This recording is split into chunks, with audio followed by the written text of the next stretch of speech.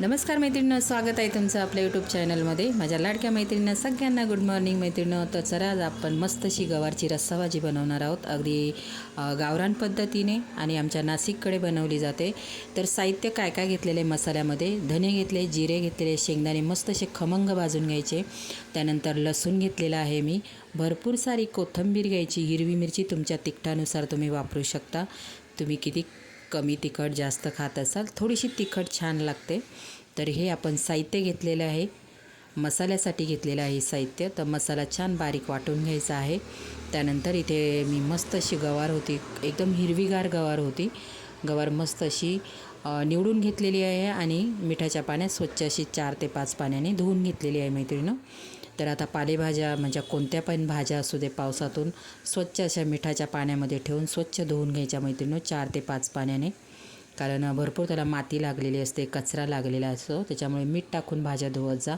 फळभाज्या असू दे, पालेभाज्या असू दे, कोणत्याही. तर चला आपण रस्सा भाजी बनवूया गवारची. तर इथे कढई ठेवून घेतलेली, तेल टाकलेलं आहे मी. तेल मस्त असं गरम होऊन द्यायचं. खूप छान लागते ही रस्सा भाजी मैत्रिणी. अशा पद्धतीने करून बघा. तुम्ही भाकरीसोबत, चपातीसोबत, अगदी गरम गरम भातासोबतही रस्सा खाऊ शकता. तेल आपलं गरम झालेलं आहे. इथे आपण जी गवार धुवून स्वच्छ ठेवलेली होती ती टाकून घेणार आहोत. मिनिटभर आपल्याला गवार तेलामध्ये परतून घ्यायची मैत्रिणी. खूप छान लागते, एकदम भन्नाट असा रस्सा लागतो. तुम्ही करून बघा. तुम्ही शेंगदाण्याचा वापर जर करत नसाल तर नक्की शेंगदाण्याचा वापर करून ही भाजी करून बघा.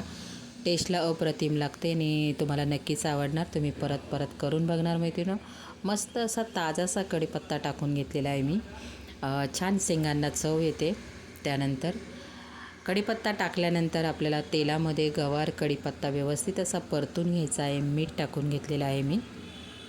तर इथे मीठ टाकून घेतलेलं आहे. मीठ टाकल्यानंतर परत आपल्याला मिनिटभर परतून घ्यायचे आहे.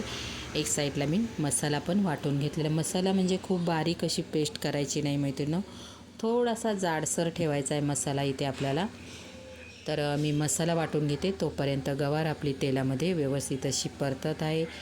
तर आता इथे मसाला आपला वाटून झालेला आहे बघा. खूप बारीक नाही वाटलेला मैत्रिणींनो मी, थोडासा जाडसर ठेवायचा, छान टेस्ट लागते. ही भाजी तुम्ही सुक्की बनवू शकता, नुसता मसाला त्याच्यामध्ये परतून, तशीही बनवू शकता तुम्ही. पण रश्श्यावाली खूप छान लागते गरम गरम भातासोबत. मला तर खूप आवडते. तुम्ही माझे व्हिडिओ कोणत्या शहरातून, गावातून किंवा देशातून बघतात, प्लीज मैत्रिणी मला एक कॉमेंट करा, म्हणजे मला तुम्हाला थँक्यू बोलता येईल. असा सपोर्ट करा मैत्रिणी मला. काल मी टाकलेला शेवग्याच्या शेंगांचा व्हिडिओ खूप छान असा माझ्या मैत्रिणींनी सपोर्ट केला. छान छान कमेंट्स आल्या, रेसिपी छान झाली म्हणून. तर सगळ्या मैत्रिणींचे, कमेंट्स करणारे, बघणाऱ्यांचे सगळ्यांचे धन्यवाद. अर्धा चमचा हळद टाकून घेतलेली आहे मी. त्यानंतर पाणी टाकून घेते. कोमट पाणी टाकलेलं, खूप गरम नाही, जरासं कोमट टाकलेलं आहे. रस्सा आपला छान तरी पण येते आणि आपल्या ग्रेव्हीची टेस्ट तशीच राहते. म्हणून मी सांगते, नेहमी रश्शावाल्या भाज्या बनवत असाल कोमट पाण्याचा वापर करा मैत्रिणीनो. तर इथे बघू शकता पाणी टाकून घेतलेलं आहे, मिक्स झालेलं आहे. हे भाकरीसोबत खाण्यासाठी मी अशी पातळ एवढी ठेवलेली आहे, किंवा भातासोबत. आता गवार लगेच शिजल्या जाते, कवळी गवार एकदम. 2 ते 3 मिनटामध्ये कमी गॅसवरती. कोणतीही भाजी उकळताना मैत्रिणी कमी गॅस ठेवा, कारण आपण फुल गॅस ठेवतो त्याची तरी पण जाते आणि टेस्ट पण बदलल्या जाते. नेहमी आपण कोणतीही ग्रेव्हीवालं बनवतो, उकळी येताना नेहमी कमी गॅस ठेवायचा.